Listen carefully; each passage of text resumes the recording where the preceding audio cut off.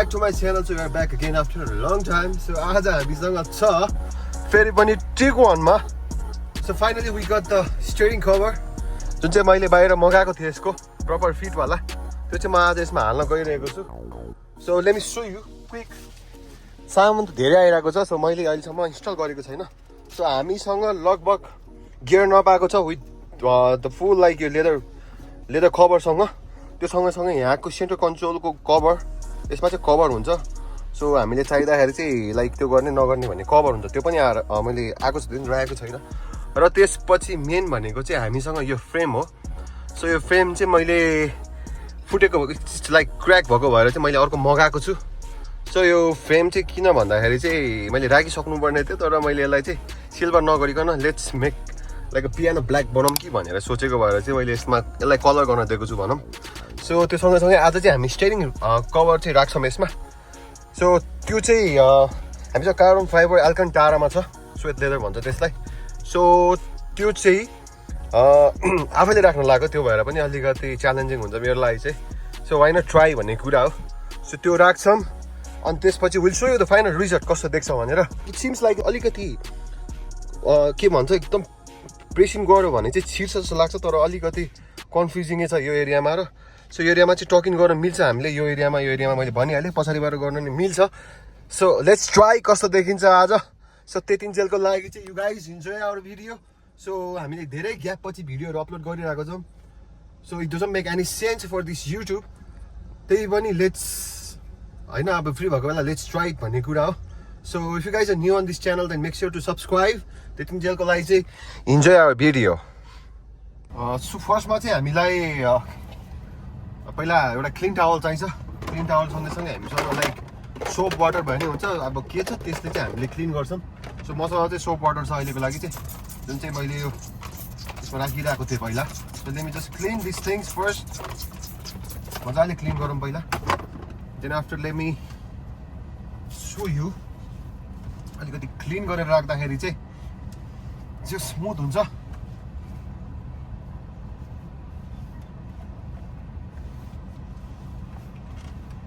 So here we have the neat and clean steering. So first I have this scissor. So यो चाहिँ किन भन्दाखेरि चाहिँ सानो यसको पहिलाको ट्रे चाहिँ काट्दिन्छौँ पछि आएर डिस्टर्ब नगरोस्. सो हामीलाई डिस्टर्ब नहोस् भन्न चाहन्छु.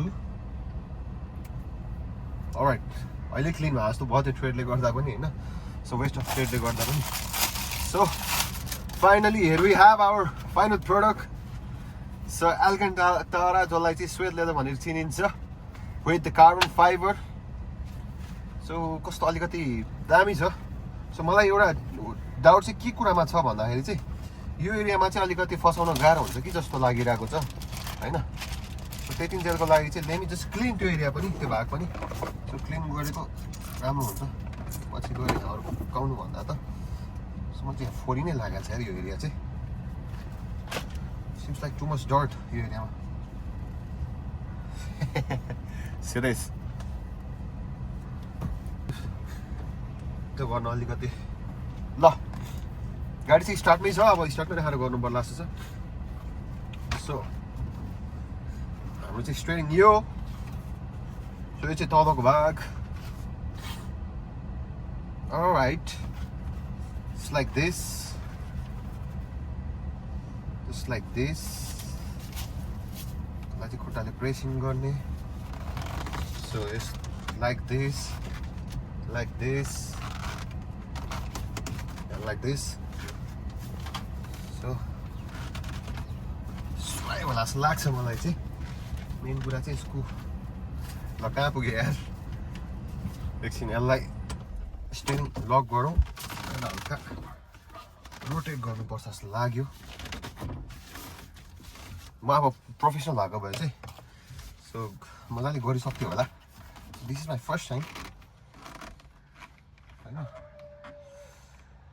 त्यो म झन् उता डिस्टर्ब हुन्छ भनेर आएको. यहाँ जुन डिस्टर्ब जस्तो लाग्यो त्यो पनि केही छैन. ल दिस सिम्स गुड. यो एरिया काट्नुपर्छ कि जस्तो लाग्छ. तर यत्रो त मलाई भित्र छिर्ला जस्तो त लागेन. के गर्ने यार एभ्रिथिङ सो मसँग थ्रेड कतिवटा छ थ्रेड साइज 2टा छ अलराइट हामीसँग भित्र मुभ नहोस् भनेर टास्नको लागि टेप पनि छ सो एकदम यो चाहिँ एकदम सानो खालको टाइपको हुन्छ पातलो जुन चाहिँ पछि टाँसिसकेपछि भित्रबाट त्यो उठेको फिल नहोस् भनेर सो मेन कुरा यो हेर्नु पर्यो अनि अरू भनेको छँदैछ भित्र टक्टिङ गर्न चाहिँ गाह्रो छ जस्तो लाग्यो किनकि छिर्ला जस्तो मलाई लाग्दैन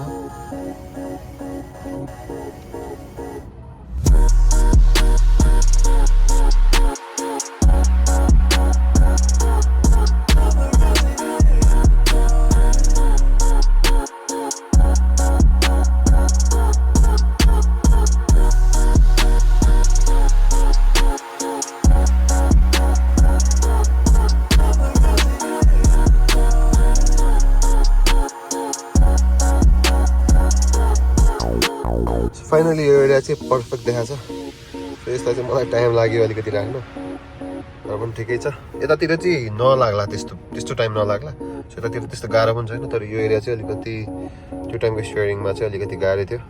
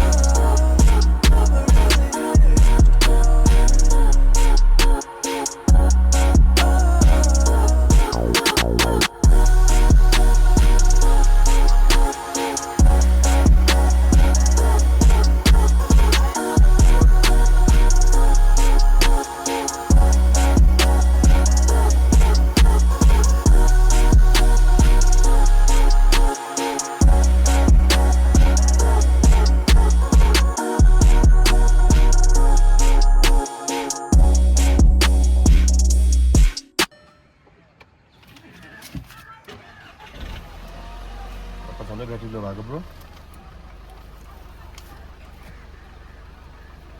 बुझ्यो नि गर्छ त्यहाँ